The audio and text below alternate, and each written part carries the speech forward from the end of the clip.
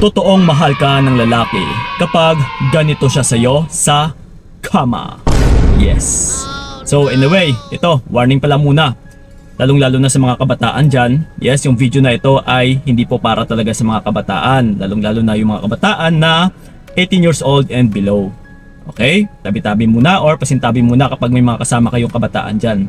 So ito, para lang talaga sa which is adult content po ito. Okay? So pasintabi lang muna.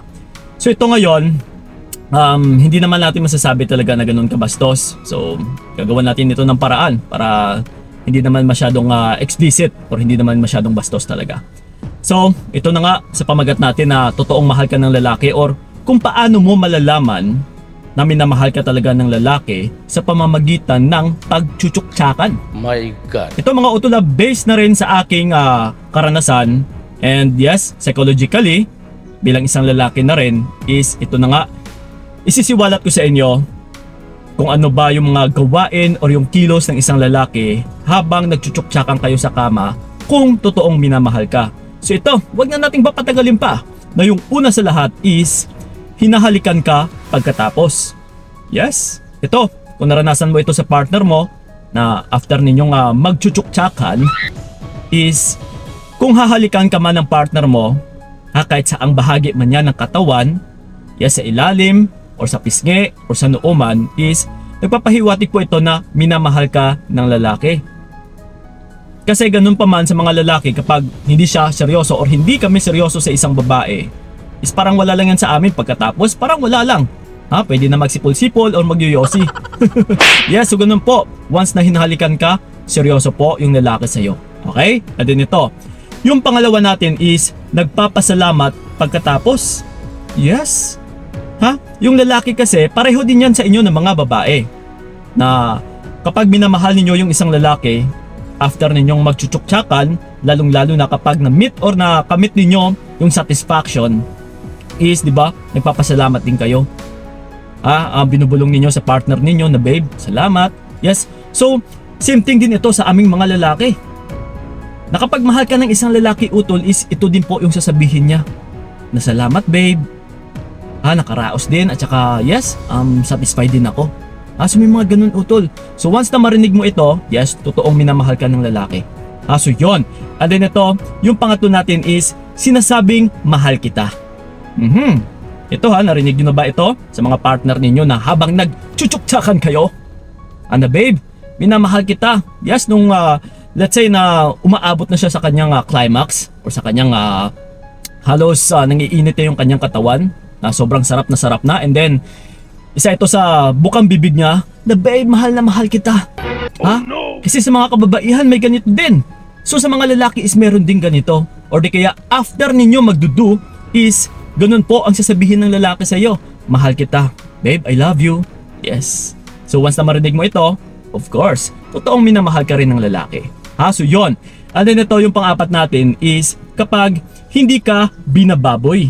Ito napaka-importanting bagay din ito, lalong-lalo na sa pagchuchuktsakan. Kasi kung minsan, ang buong akala ninyo is gustong-gusto kayo ng lalaki, na buong akala ninyo is the more na sobrang wild ka, ay mas lalong magugustuhan ng lalaki. Pero kung minsan utol, hindi mo alam is hindi dahil pala sa pagmamahal, kundi dahil lang sa pangangatawan mo yung gusto ng lalaki. That's why kung minsan binabastos ka na kung ano-ano na lang yung pinapapagawa sa'yo. Yung iba pa nga dyan is sinasakal. Yes, sinasampal. So okay lang ba sa'yo yun? Na kahit sabihin pa natin na sarap ka na pero bigyan mo pa rin ng respeto ang iyong sarili. Kasi kung totoong mahal ka ng lalaki, hindi niya ito magagawa sa'yo. Na una sa lahat is may pagre-respeto din yan sa'yo. And then dahan-dahanin ka. Yung tipong parang ikaw isang nasasarapan habang at the same time is iniingatan ka niya. So ganun po yun, yung totoong nagmamahal. Na meron pa nga iba dyan na gustong makaranas na sa another or sa ibang butas. My God. Siguro alam nyo na kung ano yung ibig kong sabihin. So yun po yun. So ito. And then yung panglima natin is yayakapin ka pagkatapos. Yes. Kasi lalong-lalo na, di ba, kung napapansin niyo sa mga one night stand na mga babae, after magdudu is parang bigla-bigla na lang tatayo yung lalaki, bibihis or aalis. So saan yung pagmamahal dyan? So dyan pa lang mababasihan mo na walang pagmamahal. So pero kung after ninyong magchuchuktsakan and then yayakapin ka pa ng lalaki, like I said kanina na hahalikan ka or sasabihin ka pa or sasabihan ka niya ng I love you. Yes, nagpapakita po ito na totoong minamahal ka ng lalaki. Hindi yung aalis na lang siya, biglang tatayo or bababuyin ka pa kung ano-ano pa dyan. Ha? So yon. And then ito, yung panglima or yung pang-anim natin is my eye contact. Yes, lalong-lalo na talaga kapag nasa ano na siya, nasa langit. Kapag nakamit niya na rin yung pinaka climax ng lalaki is kung minsan titigan ka talaga sa mata. O yun na nga, mag eye to eye kayo. So kung nakikita mo ito na tinititigan ka ng lalaki sa mata utol, is nagpapahiwatig din ito na minamahal ka ng lalaki. Kumbaga pa is wala siyang konsyensya na nararamdaman na yung tipong parang niloloko ka lang or ginagamit ka lang. Kasi yung lalaki na hindi seryoso sa isang babae is hindi po yan makakatingin ng diretso sa isang babae or sa kanyang mata na mag eye to eye contact. So iba kasi yung pakiramdam, di ba? Kung napapansin niyo, once na nagdudu kayo, which is hagod na hagod, and then nag-eye contact kayo, di ba? Mararamdaman mo talaga. Mararamdaman mo yung init, mararamdaman mo yung chemistry. Yung tipong parang may dumadaloy.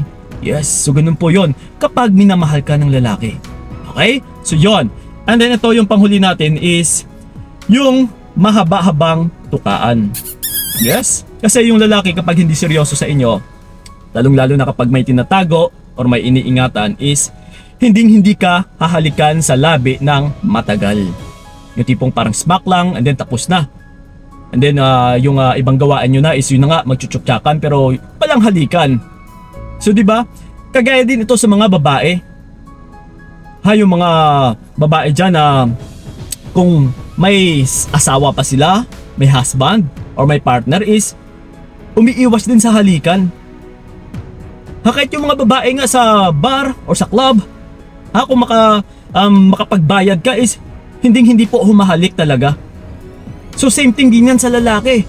Na once na hindi ka hinahalikan kasi nga may iniingatan siya, dahil may uuwian pa siyang babae, dahil may asawa siya, dahil may partner siya, so nagpapahiwatig po ito na hindi talaga seryoso or walang pagmamahal sa'yo. Iba kasi utulong nagmamahalan yung walang tinatago, yung wala nang iniingatan na tao na iba, kundi ikaw at ikaw lang. Which is maglalaplapan kayo dyan, napakahaba, maghahalikan. Kasi all out dahil ikaw at ikaw lang naman itong totoong minamahal niya. So talagang gagawin po ito ng lalaki na nagmamahal. Pero once na hindi niya ito magagawa, mag-isip-isip ka na utol. Okay? So yun lang po yung sa listahan natin na nailista din natin, which is nagpapakita po na totoong minamahal ka habang nagdudu kayo sa kama. So, totoo bang minamahal ka ng partner mo? Subukan mo mamayang gabi. So yun lang po, maraming salamat talaga. So ingat kayo. God bless and babush! Binigay ko lahat para wala kang masabi, kaya nga hindi ko alam.